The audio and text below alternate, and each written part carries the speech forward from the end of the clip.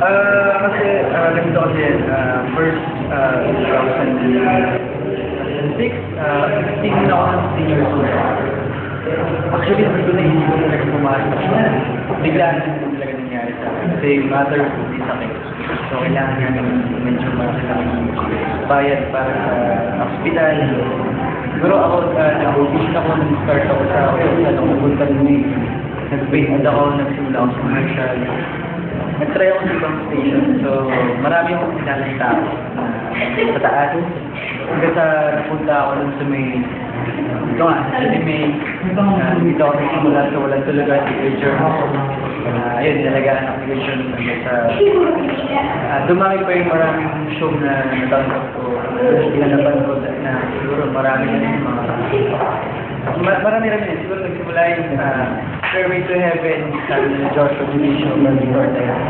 Hanggang sa nagtuloy-tuloy na so far, ito na ako. So, nakikilala ka rin ng iba tao.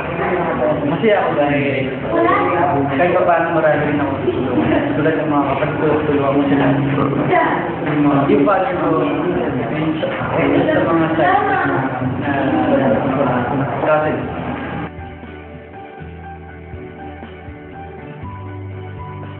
Actually, talaga, inspiration ko talaga dito sa family ko. Sa physical, hindi rin naman dahil sa kanila, hindi sila ako makapasok, hindi sila ako susuportahan. So, hanggang sa, yun, kasi nagkakay ako araw-araw, gumagal ako sa paper. So far, okay naman, maganda naman siya.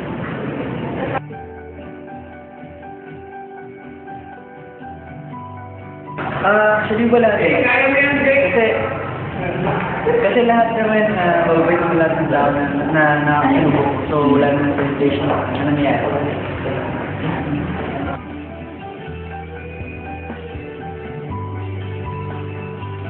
Siguro, ito ngayon, artista ako ngayon.